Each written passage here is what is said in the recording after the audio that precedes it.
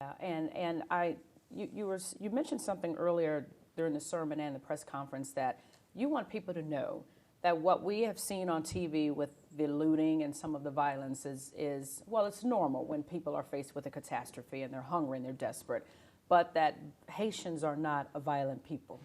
Haitians won their independence through violence. Because, to defeat the French, the mighty army of the French, we had to be quite violent. However, through history, Haitians have been, the people, some leaders have been very nasty. But the Haitian people themselves have been very civil. And I gave the statistics to prove it. In 2004, when I came to Washington, there were 2,500 policemen and policewomen for a country of 8.5 million. Wow. And the Haitians did not kill each other. Today, we have about 10,000 Haitian policemen and policewomen. But if you compare even that with what's happening in New York, a city that has a population similar to almost the country of Haiti, they have 8.5 million people. You know how many policemen they have and policewomen? 45,000. Wow. And, Yes.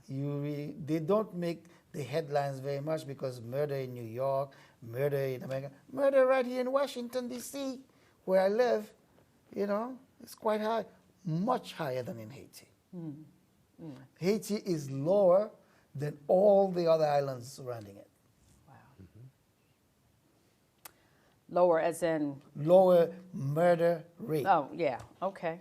Than all the other islands. Than all the other big islands surrounding It's it. the second largest, correct? Second largest after Cuba. Well, the island is the second largest, but Haiti is the third largest country after Cuba, number one, in land mass. Dominican Republic, that shares the island with us, has 2/3 of the island. We have 1/3. Wow. So in terms of land mass, Haiti is third Okay. after Cuba and Dominican Republic. Well, when we look at television and hear the stories, it still grips at our hearts. But it is welcoming to see and read and hear about some of the miracles that happen. Pulling people from rubble after a week and a half, crushed. And one image I can't get out of my mind is the little boy they pulled out, and he just does that. Ta-da, like, what took you all so long? Here I am. But it was so moving to see. And another lady, they pull her out of the rubble, and she gets in the car, drives off singing like nothing. That resilience is just amazing. They're singing songs, they're singing hymns, they're praising God. I'm trying to understand. They're suffering a tragedy here, but at the same time, they're inspiring us, I believe. Well, that's the Haitian spirit. It's the Haitian spirit. Don't forget how we won our independence. It began at a ceremony. And so people, I suppose that's what Pat Robertson is going to say. It was a voodoo ceremony. and it was singing. It was in drum beating and joyous things. And they say, go and attack. That's how it started. And Haitians have this resilience about them. I don't know where they got it from. They're very religious people. And even this morning, Pastor, I didn't tell you that, when the pastor came all the way to Washington to get me, in the car, I got many phone calls. I told him, look, I'm going to be busy working on the car.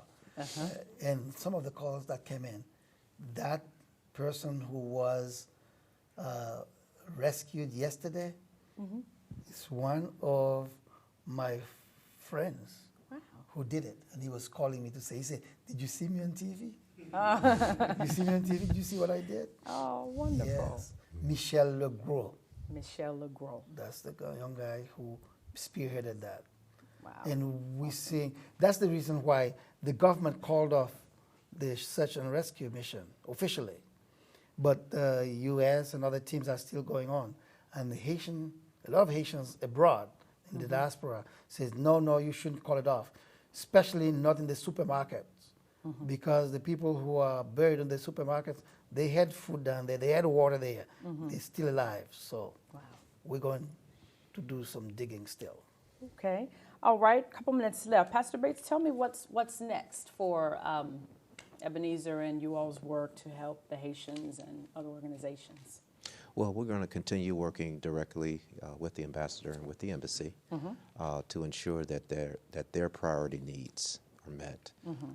We're going to be discussing future outreaches when everything is kind of settled and stable. Right. We'll be sending a team to Haiti.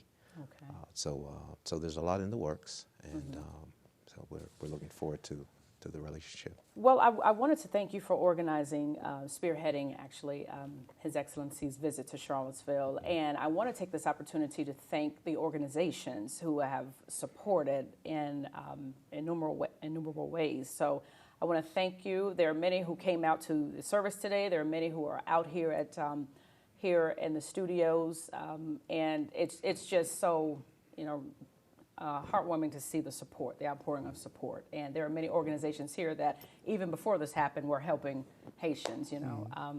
I know Building Goodness being for one. So I want to say it's been an honor for me. It's been such an honor, and thank you so much for being here and gracing Charlottesville with your presence. So on behalf of Charlottesville and surrounding counties and everywhere, thank you. Well, thank you for inviting me. Wish you the best. I really enjoyed my time here. Okay. Thank you very much. All right. Pastor Bates, thank you so much. And we thank you.